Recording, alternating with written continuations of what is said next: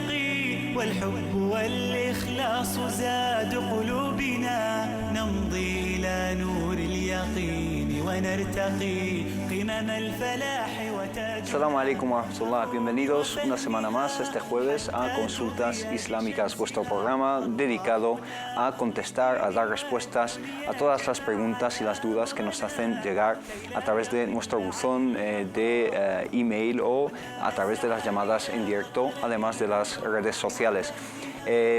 Al empezar debería recordar, como siempre, que Consultas Islámicas no se dedica a emitir fatwas, sino simplemente a transmitir el conocimiento de otros eruditos muy grandes a través de la historia del Islam. Y sobre todo me gustaría también recordar en este programa de hoy que tengan cuidado con algunos perfiles y algunas cuentas y algunos grupos que se abren en internet y que suplantan quizá la identidad de Consultas Islámicas, copian el mismo título y empiezan a emitir juicios y fatwas quizá con desconocimiento del contexto social en el que vivimos, y nosotros sobre todo no nos responsabilizamos de ese tipo de información que aparece en las redes. Simplemente tienen que buscar el perfil, la página oficial de Consultas Islámicas, que es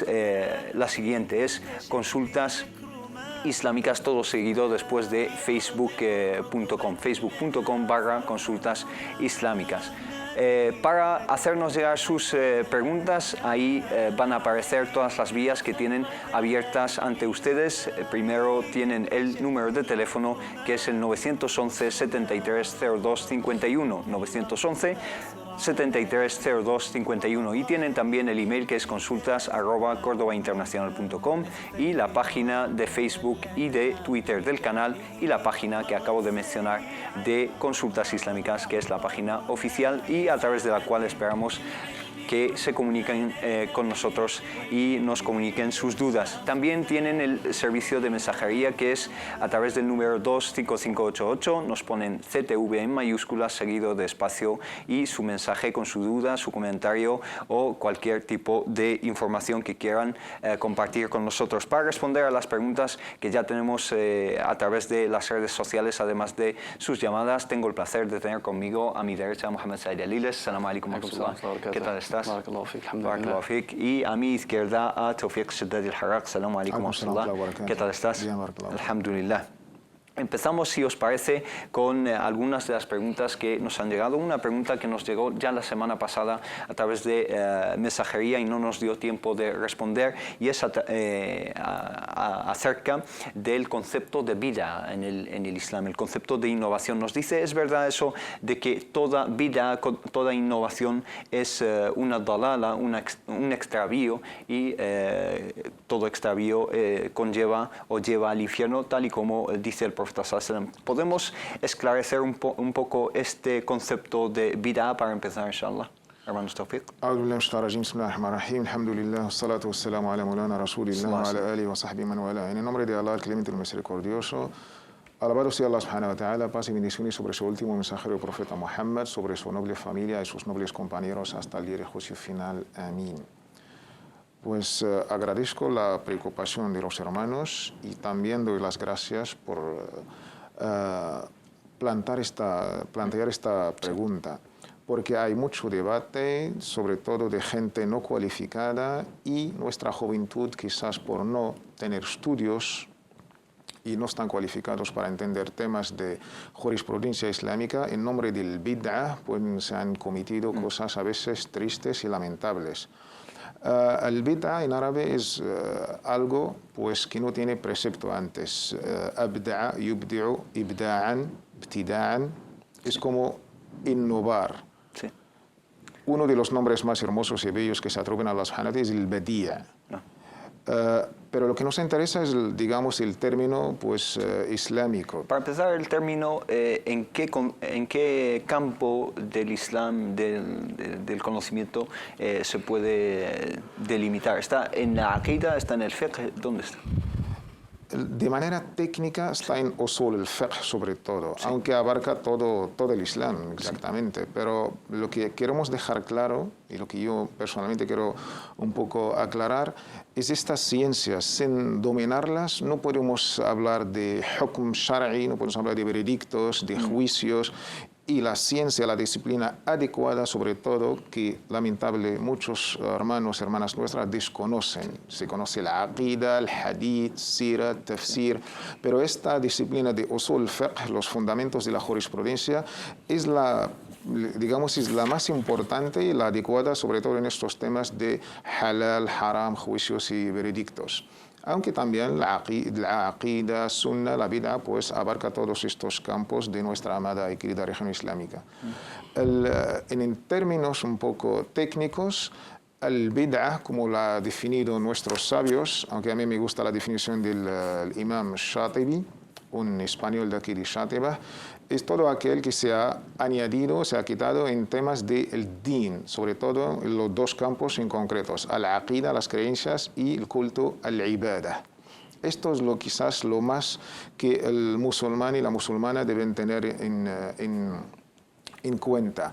El hadith que menciona el hermano, kullu bid'atin dalalah wa kullu dalalatin finnar, kullu muhdathatin bid'ah wa kullu bid'atin dalalah wa kullu dalalatin finnar. Pues es un hadith conocido que siempre pues es todos los khutbah de cada viernes pues estrenan su khutbah. Es un hadith auténtico, pero es un hadith en términos generales. Hay que añadirle el otro hadith del imam Muslim que lo especifica. Tenemos un término de un texto que es am, su significado es general, pero también hay que tener en cuenta otro texto, khas, que lo especifica, y teniendo la lectura de los dos textos podemos entender el concepto de bid'ah. Decir que toda innovación es una perdición, es una desviación, así de una manera genérica, pues han pasado cosas después de la muerte del profeta Muhammad sallallahu alaihi wasallam y lo han hecho pues los sahaba, y no podemos decir que es bid'ah, innovación, incluso es contra la religión islámica. En la época del profeta Muhammad sallallahu alaihi wasallam pues no había alfombras, en la época del profeta Muhammad no había minaretes en las mezquitas, en la época del profeta Muhammad sallallahu alaihi wasallam no hacía tarawih durante todo el mes de Ramadán, pues culminando con la lectura del Sagrado Corán.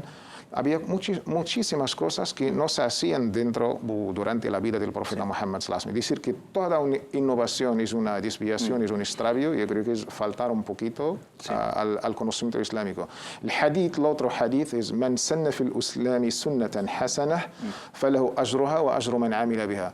Todo aquel que funda una sunna, una tradición, una norma pues nueva en el Islam, pues que está acorde con el Corán y la Sunna, pues tendrá su recompensa y también la recompensa de aquella gente que van a... Es decir, que el hadith diferencia entre una sunna buena y una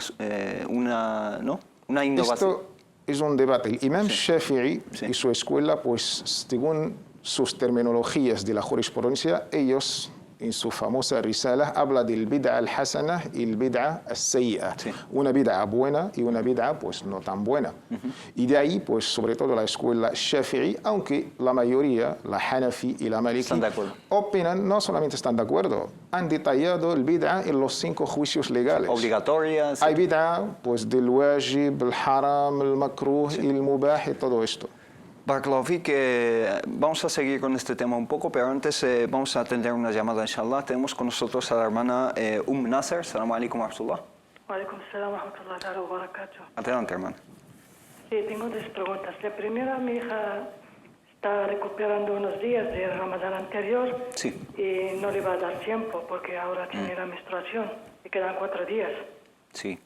Y como mínimo le quedarán 2 días para recuperar. ¿Qué tiene que hacer en caso que ya no le da tiempo?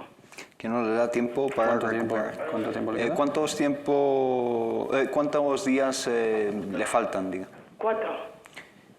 No para Ramadán, sino cuántos días ella tiene que recuperar, cuántos días debe de años anteriores. 4 días. Ah, 4 días. Pues quedan 9 días. ¿No? Sí, pero tiene la menstruación. Ah.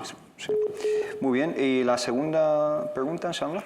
La segunda, estoy leyendo y aprendiendo el Corán y tengo un Corán que está dividido en cuadernos, cada cuaderno 2 ajzat. Sí. Si puedo cogerlo, tocarlo, si no estoy purificada. Muy bien. ¿Y la tercera, inshallah? Nada más. ¿Ablución menor o Sí. la Menor, menstruación? menor. Menor. El wudu, ¿no? Sí, Wudu Sada, Muy sí, bien. sí puedo leerlo o no. Barakallahu fik, gracias. Assalamu alaikum wa rahmatullah. Bueno, Mohamed Said, hermano, si quieres comentarnos un poco esta cuestión primero antes de pasar a estas dos preguntas, inshallah. Sí, insistir que, bismillahirrahmanirrahim, alhamdulillah, sallallahu alaihi wa sallam, ala mulana rasulillah wa alihi wa sahbihi. Insistir que es un aspecto técnico, ¿no?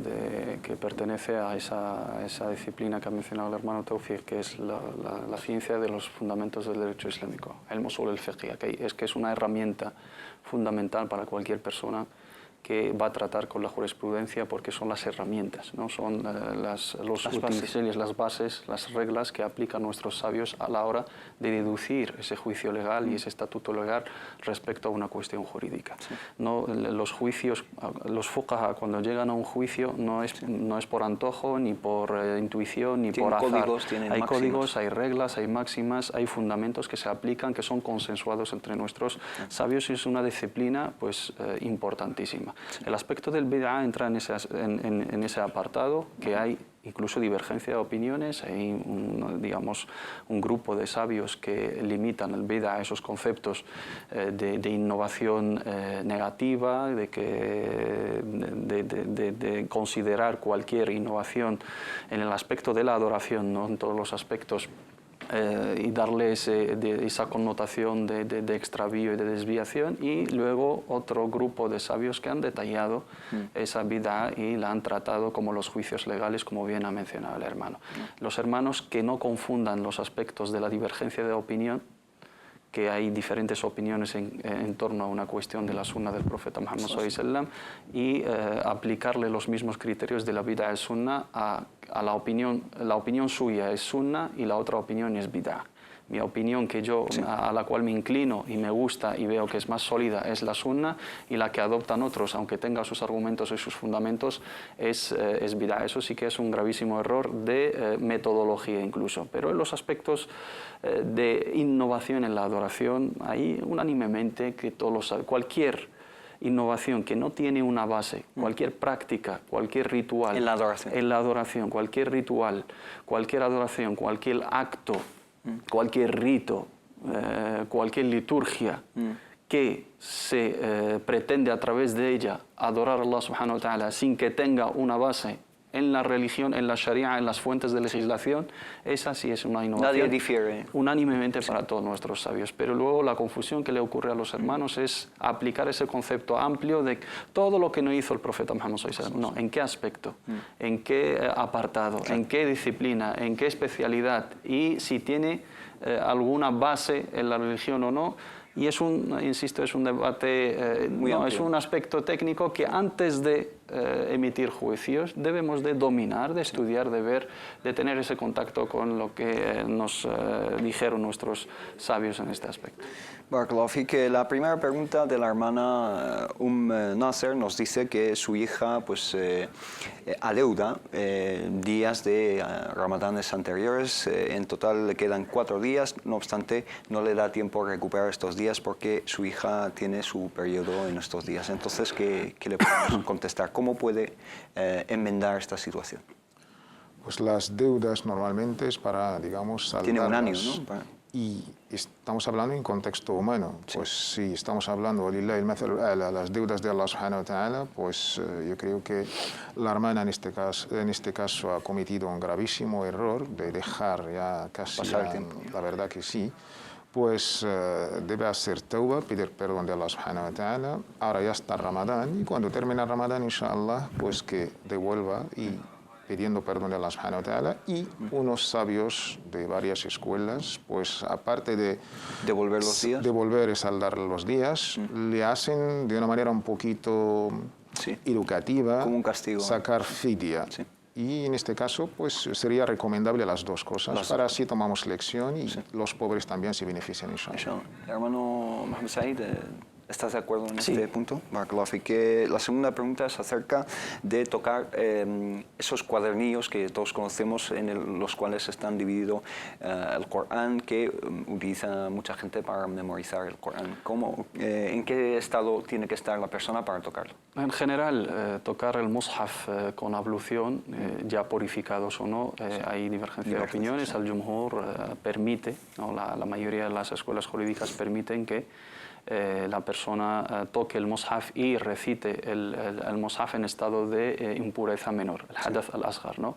Y no en el estado de la impureza mayor, teniendo la diferencia entre hombres y mujeres. En el caso de las mujeres en la menstruación sí pueden recitar pero no tocar el mushaf. Pero tenemos la opinión de la escuela maliki, por la cual me inclino, que es preferible, ¿no? y recomendable, y ellos consideran que es wajib estar purificado a la hora de tocar el mushaf, sea el mushaf íntegro o esas partes, esas divisiones del Sagrado Corán, porque al fin y al cabo se considera Corán. El término Corán se utiliza para referirse a todo el conjunto del Corán o a partes del Corán, cuando solamente incluye y contiene solo el Sagrado Corán. Cuando estamos hablando del libro de tafsir, que contiene comentario y partes del Sagrado Corán, ese es un libro del tafsir, no se considera como el Corán litúrgico. Propiamente dicho. Propiamente dicho. Pero si es solamente la palabra sagrada de Allah subhanahu wa ta'ala, sea íntegro o sea por parte, eso se considera Corán. Puede que lo toque sin que esté en purificación, pero es preferible, consideramos por la sacralidad del Sagrado Corán, estar en purificación. Barakallahu fik. La hermana Muna nos dice por internet, nos dice por Facebook, Assalamu alaikum wa rahmatullah wa barakatuh. Hace muy poco, alhamdulillah, me puse el hijab y mañana tengo la renovación del DNI, tiene que renovar y el pasaporte, nos dice. Mi pregunta es, ¿actualmente se puede hacer las fotografías del DNI con el hijab? Gracias. Es una pregunta más bien administrativa, no obstante podemos indicarle nosotros algún tipo de consejos de aquí. Pues primero felicitamos a la hermana por su decisión. Siempre abogamos que este tipo de vestimenta islámica, pues que no estamos con la gente que lo impone, tampoco estamos con la gente que lo quieren ya abolir, no. Leyes y normativas y estas cosas. Como ciudadanos musulmanes, pues en un Estado de Derecho, pues alhamdulillah, en el caso español, pues nos están garantizadas nuestras libertades religiosas. Las hermanas en concreto y también los hermanos deben conocer estos artículos, el artículo 16 de la Constitución Española, el primero y el segundo artículo de la Ley de Libertad Religiosa, el artículo 18 de la Declaración Universal de los Derechos Humanos, y también hay un circular. Desde el año 2006 la comunidad musulmana se ha movido un poquito por justicia, por varias historias que hubo. Alhamdulillah, el decreto real 2005, el circular del hijab que ha sido pues repartido por todas las comisarías del Estado español, pues reconoce por excepción religiosa y cultural que las musulmanas pueden hacerse la foto con su hijab, siempre y cuando tienen su cara desde la raíz del pelo incluso hasta las el mujeres de mentón. otras confesiones. También. Las mujeres que llevan toga y tal. Tienen totalmente el derecho de hacer su foto respondiendo a sus creencias religiosas. El problema viene por dos partes. La ignorancia de nuestros ciudadanas musulmanas de esta ley, del circular y de este derecho, y también, hay que dejarlo muy claro, por unos funcionarios de las comisarías que desconocen o no sé. Pues siempre, alhamdulillah, aconsejamos a la hermana y a todas las hermanas que se acerque al centro islámico, a la mezquita más cercana, y que pida el circular, incluso si hace falta un certificado de la entidad islámica, pues firmado por el presidente. Vale, y también indicarle que las comisarías, etcétera, le exigen fotos que muestren toda la frente y digamos hasta las orejas. No tiene por qué mostrar las orejas, pero de la raíz del pelo hasta el mentón. mentón Se ve a lo facial claramente. Está muy explicado en los, digamos, las leyes. ¿Lo tienes ahí incluso? Sí, por internet, y si inshallah después lo podemos, si tú puedes ponerlo en la página. Sí, lo colgamos inshallah en la página de Consultas Islámicas. Y que tenemos también una pregunta de una hermana que se llama Nelly. Nos dice, Assalamu alaikum wa rahmatullah, quería saber si es halal irse al Hajj con el dinero de una pensión, es decir, un dinero que está cobrando por un hijo que está malo, quizá por discapacidad, etc.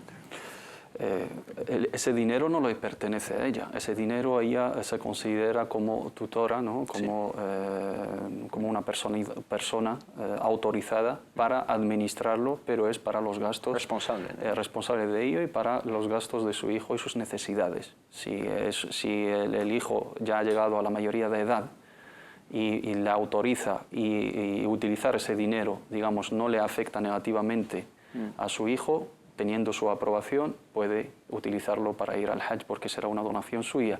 Pero ese dinero, si el niño todavía no ha llegado digamos, a la edad de la responsabilidad para poder autorizar y tomar una decisión respecto a esa pertenencia y gastar ese dinero causaría un perjuicio a ese niño, no debería utilizarlo porque no le pertenece realmente. En realidad. Otra hermana en Ikram nos dice lo siguiente, nos dice: Assalamu alaikum, me llamo Ikram y vivo en Cáceres. Mi pregunta es si hacer retratos de rostros humanos es haram en el Islam. Me gustaría recibir la respuesta lo antes posible, es decir, hacer unos retratos de un ser humano. ¿Qué dice el Islam al respecto?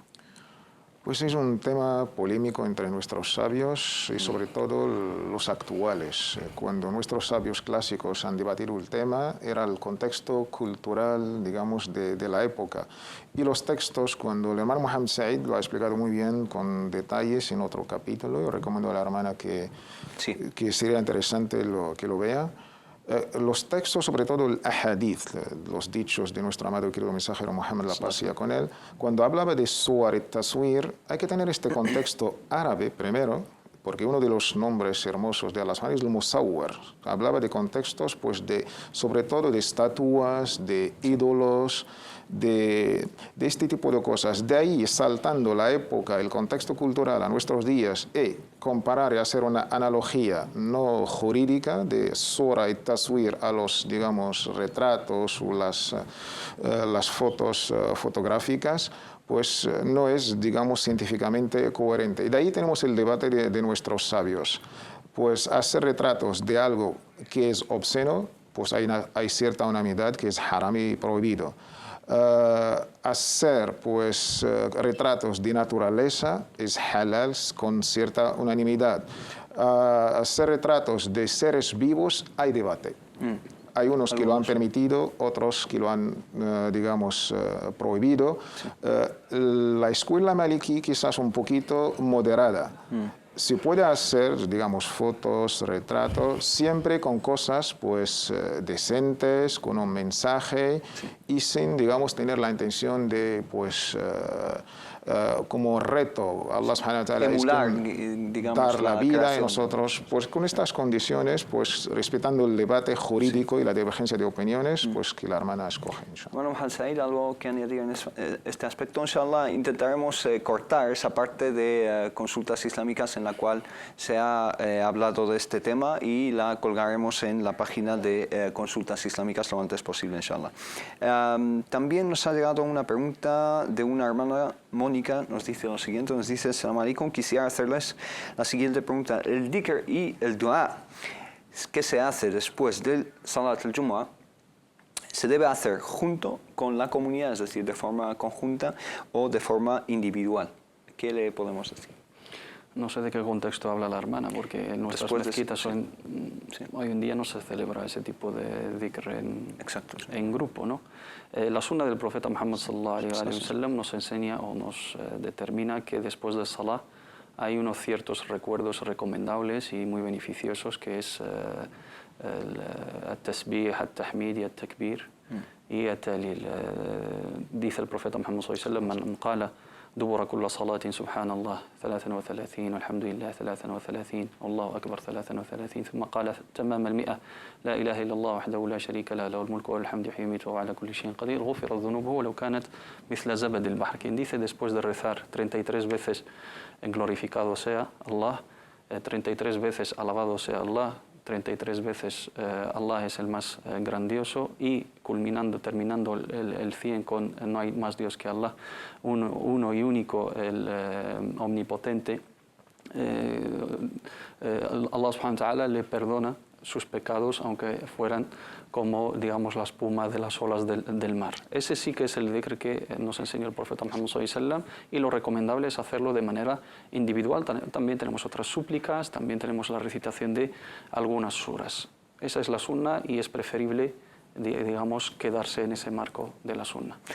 Barakallahu fik, es decir, esas son las adiyas, los dua, las invocaciones del profeta sallallahu alaihi wasallam, y se hacen de forma individual. Se hacen de forma individual. Lo que determina la sunna es hacerlo de manera individual. Sí se dan los casos, digamos, por algún propósito de enseñanza, de que la gente, digamos, tenga alguna participación y no se olvide de ese dhikr de manera educativa. Si es con ese propósito, se puede recurrir al dhikr jama'i, ¿no? Porque hay personas que no saben hacerlo y necesitan, digamos, participar en el recuerdo en grupo para poder mejorar su pronunciación y aprender ese dhikr.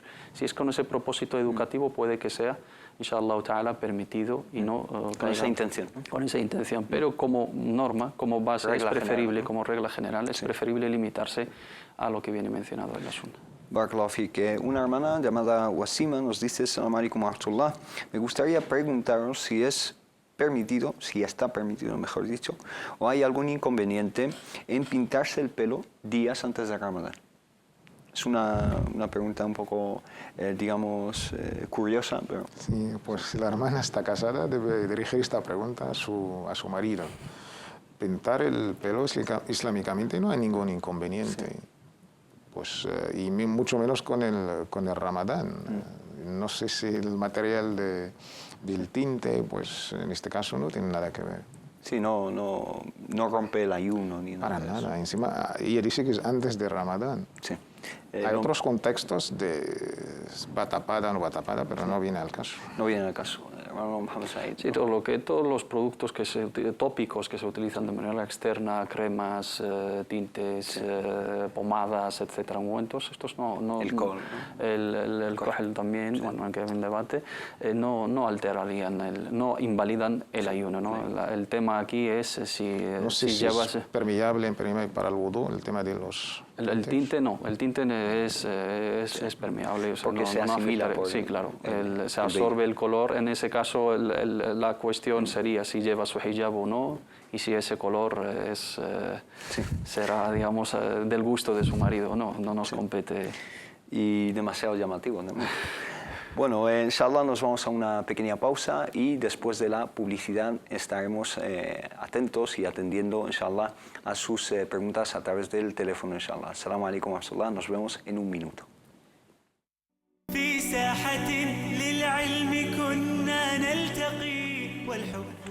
Assalamu alaikum wa rahmatullah, bienvenidos de nuevo a Consultas Islámicas. Después de esta pequeña pausa estamos a la espera, inshallah, de sus preguntas a través del número de teléfono que aparecerá, inshallah, aquí mismo, que es el 911 73 02 51, y es un teléfono fijo, normal, que su tarifa es igual que cualquier llamada nacional. Tenemos también una llamada una pregunta, que nos llega desde Uruguay. La hermana Hiba nos dice lo siguiente, nos dice: Assalamu alaikum wa rahmatullah, saludos desde Uruguay y felicitaciones por tan bello programa. Estando en un país no islámico, ¿cómo pago el zakat? Y también nos dice: ¿puedo dar el zakat a una persona no musulmana? Inshallah puedan responder mi pregunta en el programa de Consultas Islámicas. Hay dos tipos de zakat, como sabemos, obligatorios: el zakat del mal, el zakat de los bienes, que es uno de los pilares del Islam, un zakat que pagamos anualmente a aquellas personas que tienen ese mínimo imponible cumpliendo con los otros requisitos, y tenemos el zakat del fitr, del final de Ramadán. Los dos son preceptos, son ibadat, sha'air ta'abbudiyya, son signos de adoración en el Islam importantes, y para el zakat del fitr, la categoría a la cual se le da son los necesitados musulmanes. No se puede sacar a los no musulmanes. Y eso es una cuestión, digamos, unánime entre nuestros sabios en este aspecto. Queda el zakat de al-mal, zakat al-mal, si se le puede dar a un no musulmán o no, porque tenemos una de las 8 categorías que son al-mu'allafati qulubuhum, aquellas personas que pretendemos, digamos, animar a que entren en el Islam y ayudarles a que, digamos, vean en el Islam los aspectos positivos y los aspectos buenos de bondad, de caridad. Si es con ese propósito, aún así hay un debate entre nuestros sabios si sahm al-mu'allafati qulubuhum, esa cuota, digamos, esa participación que se le da a esa categoría, si es abolida después de que el Islam se haya expandido. Alhamdulillah, hoy en día los musulmanes son mayoría en el mundo, si hay países islámicos, etcétera, o se sigue manteniendo. La opinión de la mayoría de las escuelas jurídicas no aprueban dar el azaque del mal a los no musulmanes, y los que lo permiten tiene que ser con ese condicionante de que sean al-mu'allafati qulubuhum, aquellas personas interesadas en el Islam que están dando pasos para abrazar el Islam y necesitan ayuda tanto espiritual como material. Por lo tanto, y optando por la opinión de la escuela maliki, que es para mí la que más, digamos, solidez tiene en ese aspecto, no se permite dar el azaque, ya que es un acto de adoración a los no musulmanes. La caridad, ¿no? la limosna voluntaria, ahí sí se puede dar a toda persona, sea musulmana o no. En su caso, si reside en un país donde no hay musulmanes, donde no puede encontrar, digamos, personas necesitadas, tiene, alhamdulillah, alternativas como las organizaciones humanitarias, como las asociaciones y organismos benéficos islámicos, que también admiten ese tipo de donaciones, especificando del zakat, y ellos se hacen cargo de hacerlo llegar a las personas. Se puede poner en contacto con ellos a través de internet, hacerles el ingreso por transferencia bancaria, y alhamdulillah ellos se encargan, y son organismos, digamos, oficiales y honestos y reconocidos. Barakallahu fik, que en Uruguay la comunidad islámica es bastante pequeña. No sé si hay mezquita o centro islámico en la capital Montevideo, pero incluso si no es en Uruguay, en Argentina, donde el número de se lo puede dar a algún bastante... centro islámico, y ellos se encargan, inshallah. En Argentina, incluso quizá, dando esa donación, el azaque del mal se puede dar fi sabilillah, por la causa de Allah, y una de las causas de Allah son las mezquitas, los centros islámicos y todas las actividades que llevan a cabo. Y el azaque del fitr se tiene que dar a las personas necesitadas, en ese caso que vea las alternativas que tiene a mano, inshallah. Jazakallah khair. Una hermana nos dice, Sara, nos dice: Assalamu alaikum wa rahmatullahi wa barakatuh. Tengo pendiente el qadá, la recuperación del ayuno de varios años.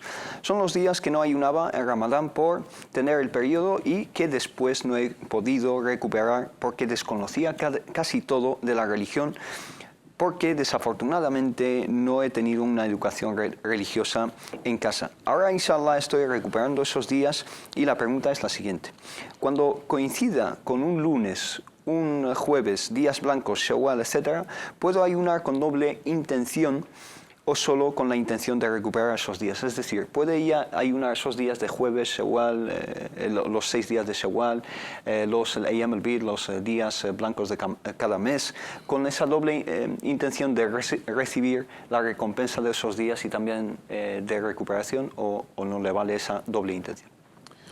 Pues hay cierto debate entre nuestros sabios, sobre todo porque estamos hablando de un tema que es fard, que es una obligación, que es un qadá, que es una deuda que debe ser saldada. Pero antes de contestar, a mí me llamó pues, lo que explicaba la hermana, que no sabía nada de esto, que no ha recibido educación islámica en su casa, y de ahí aprovecho para lanzar un mensaje a todos los padres y las madres, pues la responsabilidad que tenemos ante Allah subhanahu wa ta'ala, ante nuestros hijos, ante la historia, debemos educar a nuestros hijos lo más básico de nuestra religión islámica. Es un deber que mañana seremos interrogados por Allah subhanahu wa ta'ala. Al tema de la hermana, yo me inclino a la opinión de, pues, en temas que es un fard, aunque respetando la opinión de la escuela Shafi'i, por supuesto, no debe, pues, mezclar las dos intenciones. Pues que haga primero el qadá, que salda su deuda, y luego alhamdulillah, el resto del año hay muchos lunes, hay muchos jueves, inshallah. Barakallahu fik, un mensaje de texto nos dice si una persona que ha sufrido un accidente y quizá está con escayola, o etcétera, ¿cómo puede purificarse, digamos, para el rezo o hacer los? Tiene la alternativa de la ablución seca, ¿no? El tayammum, cuando no podemos utilizar el agua como base de la purificación, tanto para la purificación menor, que es el wudu, o la purificación mayor, que es el ghusl, tenemos, alhamdulillah, la alternativa de al tayammum, que es la ablución seca a través de utilizar partes de la tierra, barro, arena, tierra, piedras, todo lo que en origen forma parte de la tierra sin que sufra ninguna manipulación ni alteración. Se puede utilizar esa purificación simbólica en sustitución de esa purificación, digamos, acuática, ¿no? At-tahara al-ma'iyya, y la sustituimos con el tahara at-turabiyya. Las cosas que permiten utilizar el tayammum son la escasez de agua y el no poder utilizar ese agua por enfermedad, por temor a que se empeore algún tipo de enfermedad o por inhabilitación. No podemos utilizar ese agua por, digamos, estar incapacitados, etc. Cualquier persona que está en esa situación, alhamdulillah, tiene la alternativa del tayammum, y el tayammum, la ablución seca, sustituye plenamente, completamente al wudu, y puede llevar a cabo todos los preceptos que precisan de una purificación. Con un poco de rapidez, porque tenemos una llamada, una persona que tenga escayola, ¿se puede, digamos, pasar la mano mojada sobre...? Hay que diferenciar entre los diferentes estados. No puede que una persona esté impedida del todo. Y ahí, en el caso de los vendajes, si puede utilizar el agua en los otros miembros, debe utilizar el agua en los otros miembros y hacer el mash al-jabir, hacer pasar el agua mojada sobre el vendaje, la escayola, cualquier tipo digamos, de prótesis ortopédicas, si es, digamos, las rodilleras, las tobilleras, etcétera, si lo utiliza por necesidad, y que haga el tayammum para sustituir, digamos, el ghusl de ese miembro. Barakallahu fik. Damos paso a una llamada, el hermano Abdelkarim desde Madrid. Assalamu alaikum. Assalamu alaikum. Wa alaikum salam wa rahmatullah. Bueno, tengo una pregunta, que es que si las mujeres se pueden arreglar las cejas, hacerlas como estoy viendo en los canales de árabes, que las mujeres van con el hijab, pero llevan las cejas arregladas, más finas y todo eso. Sí. Y quería preguntar si es halal o haram. Inshallah, barakallahu fik. ¿Alguna otra pregunta? No, muchas gracias. No. Gracias, barakallahu fik. Assalamu alaikum wa rahmatullah. Bueno, el hermano Abdelkarim nos dice si está permitido que las mujeres, digamos, se arreglen las cejas de esa forma, afinándolas tanto. Yo creo que en los primeros capítulos hemos detallado bastante el tema del netf, el hajib, o arrancar las cejas. Hay un hadith de Abdullah ibn Mas'ud, narrado por el Imam al-Bukhari, que Allah subhanahu wa ta'ala ha maldecido pues, dos tipos de mujeres, o hombres incluso, según nuestros sabios. El veredicto es para ambos. Pues a la mujer que arranca pues, el pelo de las cejas, se despila, y también la que lo hace. Pero los detalles de los sabios, lo arranca por completo, lo arregla, está casada, no está casada. ¿Se tiene eso en cuenta? Hay que tener eso en cuenta, y lo hace por engañar cuando le van a pedir la mano. Hay mucho, digamos, detalle que no es ahora, no tenemos tiempo suficiente para... Yo me inclino en la opinión de la escuela Maliki y la escuela Hanbali, las dos, pues con consentimiento del marido, dentro de lo normal y la común para la belleza, digamos, los adornos, el maquillaje de las mujeres, pleno consentimiento entre los dos, pues no hay ningún problema. Esta opinión es bastante moderada entre las dos, inshallah. Barakallahu fik. Una pregunta un poco curiosa, la voy a leer. Una hermana llamada Adela nos dice: Assalamu alaikum wa rahmatullah, estoy muy preocupada y no sé qué hacer en una situación que es la siguiente. Un asunto, por esto os pido vuestro consejo. Tengo una casa antigua en el pueblo y de momento no vive nadie ahí, pero hay un montón de ratones y están dejando muchos excrementos hasta en la cama y destruyen las cosas. No sé cómo eliminarlos porque sé que en el Islam está prohibido hacer daño a los animales o maltratarlos con veneno, por ejemplo, que les hace hemorragias internas y sufren así varios días hasta que mueren. ¿Qué puedo hacer? ¿Qué métodos puedo usar? Tened en cuenta que solo voy ahí 2 veces al año para hacer la limpieza porque estoy en otro país. Bueno, esto demuestra, digamos, la sensibilidad de la hermana con los animales, y eso es de alabar, ¿no? Pero también tenemos que saber que hay animales que perjudican, hay, digamos, animales depredadores, hay insectos que son nocivos, que nos pueden dañar, etc. Y la ley islámica tiene en cuenta estos aspectos. Tenemos un hadith del profeta Muhammad sallallahu alaihi wasallam en Sahih Muslim, narrado por nuestra madre Aisha radiyallahu anha arda, خمس فواسق يقتلن في الحل والحرام. 5 depredadores, hay permiso de matarlos, tanto si estamos en el estado de consagración o no estamos en el estado de consagración del Hajj. Incluso en el Hajj, cuando tenemos la prohibición de matar cualquier animal, en ese caso sí se permite. Hay que explicar que en el Hajj no se puede... Claro, en el estado de consagración del Haram no se puede hacer un montón de cosas, entre ellas no matar ningún animal, sobre todo en ese estado de consagración, salvo ese número de animales que se menciona en el hadith del profeta Muhammad sallallahu alaihi wasallam, que son al-ghurab al-abqa, que es el cuervo, que es al-hayya, que es las serpientes venenosas, que es al-hudayya, que al-hada, que es el águila o el halcón, digamos, depredador, al-kalb al-aquur, el perro rabioso, y los ratones, en este caso.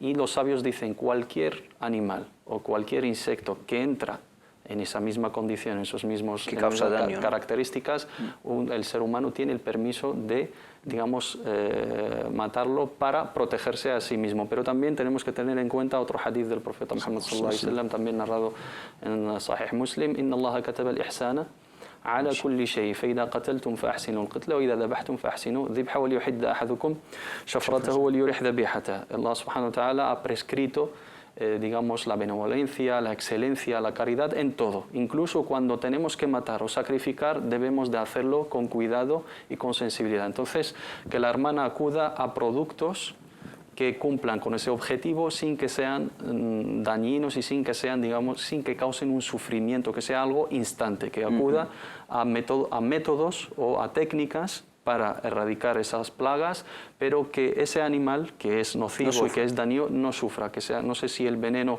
cumple con esa misión de manera, digamos, repentina y rápida, o debe de preguntar a los especialistas, digamos, que le puedan aconsejar en ese sentido. Pero matarlos en ese caso de que representen una plaga y una gran molestia y un gran perjuicio, sí que es permitido.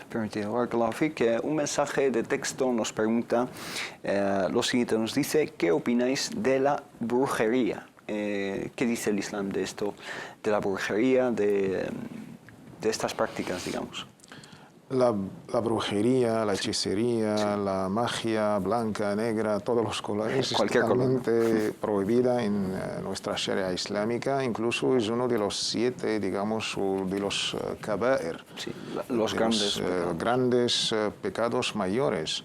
Y varios ahadith y varias aliyas pues han prohibido la magia, la brujería. Incluso son medios que utiliza Shaitán, Satanás, el maldito Satanás, para dividir entre la gente, sobre todo los matrimonios. Y Allah subhanahu wa ta'ala pues ha prometido un castigo en esta vida y en la otra para los magos, para los brujos, y aparte del daño que causan a familias y también el derroche de dinero, y también a las personas que acuden a este tipo de gente, pues también el Islam le ha advertido que pueden caer en, quizás Allah subhanahu wa ta'ala no va a aceptar sus obras durante 40 días, que se alejen por completo, totalmente, de los brujos y de la brujería. Una pregunta de una hermana nos dice: Assalamu alaikum wa rahmatullah wa barakatuh. Bismillahirrahmanirrahim. En primer lugar, espero que estéis muy bien, inshallah. Por otra parte, os quería hacer una consulta, y es la siguiente. Hace poco, un conocido, un varón y musulmán, tuvo un hijo con una española, entendemos que no musulmana por el contexto, y ella, por lo que sé, no es creyente. Aquí lo dice. El caso es que la mayoría de la gente que conozco va a felicitarle el nacimiento de su bebé. Yo, por el contrario, prefiero informarme antes de hacer nada. Y el mensaje es un poco largo. Nos dice, quizá su idea es que cuando una persona tiene a ese hijo fuera del matrimonio y es varón, pues es visto como algo que está mal, pero no tan mal. Y cuando es una mujer, pues es quizá incluso excomulgada, digamos, es decir, se pesa con diferentes pesas aquí. Lamentablemente eso responde, digamos, a una cultura machista, sí. Mundialmente hablando, no simplemente sí. En el contexto de los musulmanes, sino en todas las sociedades. Cuando el hombre comete adulterio o el hombre tiene muchas relaciones, entre comillas, amorosas y extramatrimoniales y relaciones de infidelidades, etc., sí. Es un Don Juan y es encantador y es un grandísimo hombre y es un galán, ¿no? Y cuando la mujer hace lo mismo, pues es una prostituta y es una sí. Fulana, etc., sí. ¿no? En el Islam el adulterio tiene la misma carga y tiene la misma connotación negativa y es un pecado capital tanto para hombres como para mujeres, y el castigo que merece sí, el hombre o la mujer en el caso de cometer adulterio es lo mismo. Y en el caso de que un hombre o una mujer tengan un hijo por adulterio, ¿no? Fuera del marco matrimonial, tiene la misma consideración. Si es un hermano musulmán, en vez de felicitarle, hay que advertirle y recordarle lo mal que ha hecho y las consecuencias que puede tener esa relación ilícita, siempre hablando desde un contexto islámico. Estamos hablando de las relaciones de musulmanes o musulmanas fuera del matrimonio. Islámicamente hablando y desde la perspectiva jurídica, cualquier hijo que se concibe, digamos, fuera del matrimonio es considerado walad az-zina, es un hijo de adulterio, es un hijo ilegal que implica unas cuestiones jurídicas de cara a la herencia, de cara a la atribución del apellido familiar por parte del hombre, etc. Y en ningún momento se debe felicitar a ese hermano, sino llamarle la atención y advertirle y exhortarle para que enmiende esa situación, que haga tauba y que enmiende esa situación de ilegalidad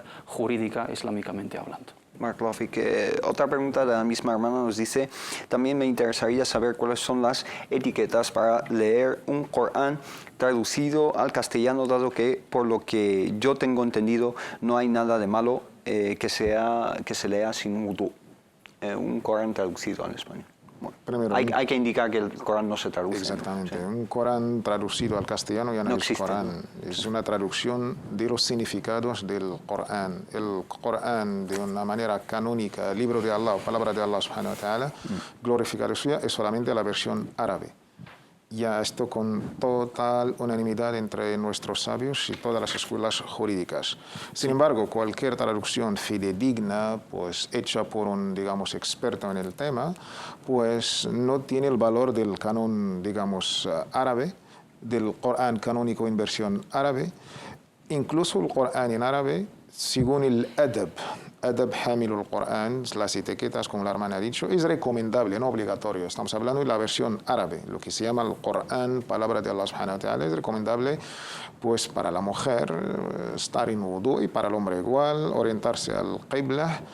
Y cuando estamos hablando de una traducción, pues no son los mismos valores, aunque si la hermana prefiere, le gusta, no hay ningún problema si ella quiere, incluso siendo no la versión, digamos, canónica al árabe, teniendo la versión por respeto y por etiqueta, por algo que es adab, sí, pues no estaría mal, aunque no podemos comparar la traducción con la palabra de Allah subhanahu wa ta'ala, sí, la árabe.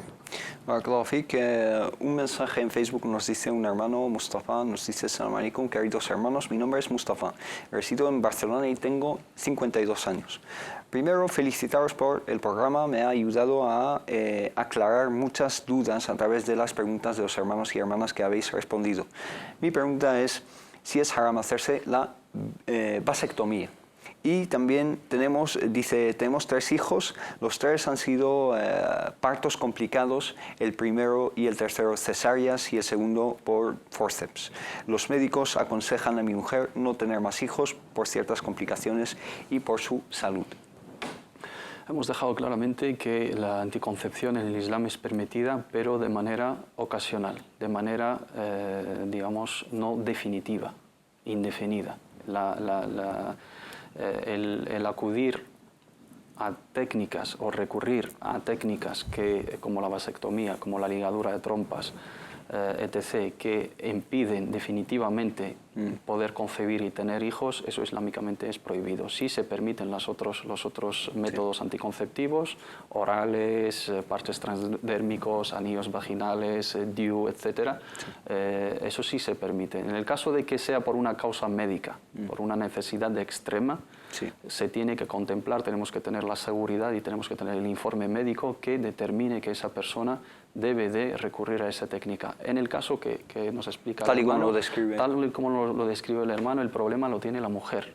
Entonces, ella sí puede, en el caso de que los médicos unánimemente y tajantemente digan que esa persona, si vuelve a tener un embarazo, va a ser perjudicial para su salud y va a correr riesgo, ella puede recurrir a una técnica de anticoncepción de forma indefinida y puede recurrir a la ligadura de trompas o otros métodos. Pero en su caso, el recurrir a la vasectomía le va a impedir poder tener hijos, y en el momento que él tenga o quiera o desee tenerlos, no los va a poder tener y no está en la misma situación de necesidad. Si su mujer, también si su mujer no se le puede practicar, digamos, esas técnicas por algún impedimento de salud, teniendo esos informes médicos, él, como, digamos, último recurso, y insistiendo que debe de aportar, que no tome nuestras palabras, digamos, como permiso, pero debe de consultarlo con los médicos y tenga esos informes, y esos informes ir con ellos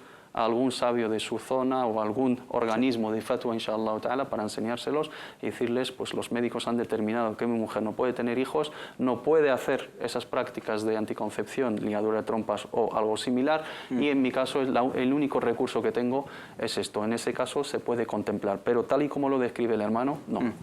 Barakallahu fik. Dos preguntas que las he dejado al final porque son un poco curiosas quizá también. Una hermana nos dice, una hermana que se llama Sara, nos dice por Facebook que si está permitido ponerse dos pendientes en una misma oreja. En el contexto actual que estamos viviendo, yo entiendo que huele algo de piercing. Hablando claramente de esa subcultura, digamos. Exactamente. Hemos hablado del tema de los pendientes, del adorno, de la belleza. Tenemos un hermoso hadith narrado por el imam Abu Dawud que Inna Allah jamil yuhibbul jamal. Allah es bello y ama la belleza.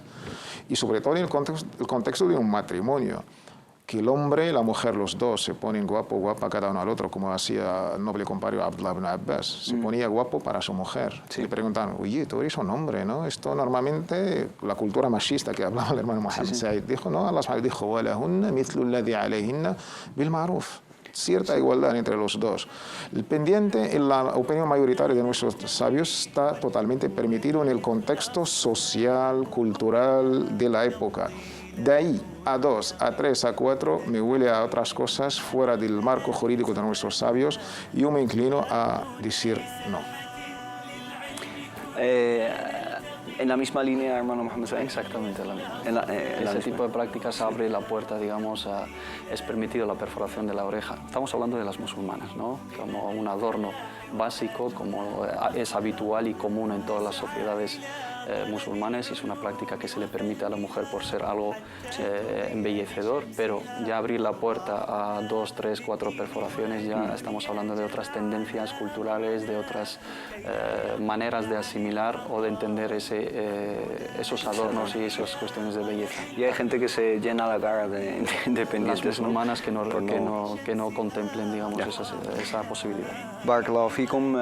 Solo me queda, ya que suena el tono de la melodía de consultas islámicas, eso quiere decir que se han acabado los 60 minutos que tenemos para hoy, así que a ambos os doy muchísimas gracias, que Allah subhanahu wa ta'ala os bendiga por las aclaraciones, y a ustedes muchísimas gracias por habernos seguido, por habernos aguantado estos minutos, pero esperamos que os haya sido de mucho beneficio y provecho toda la información que ambos hermanos han compartido con ustedes. Inshallah, nos vemos la semana que viene, el lunes que viene, inshallah, nos vemos en Consultas Islámicas y inshallah en Ramadán tendremos especiales de Consultas Islámicas, así que no se lo pueden perder, inshallah. Que Allah subhanahu wa ta'ala les bendiga y que pasen una maravillosa semana. Assalamu alaikum wa rahmatullahi ta'ala wa barakatuh. يا معهدي يا خير دار للهدى فيك انتشت بالمكرمات نفوسنا.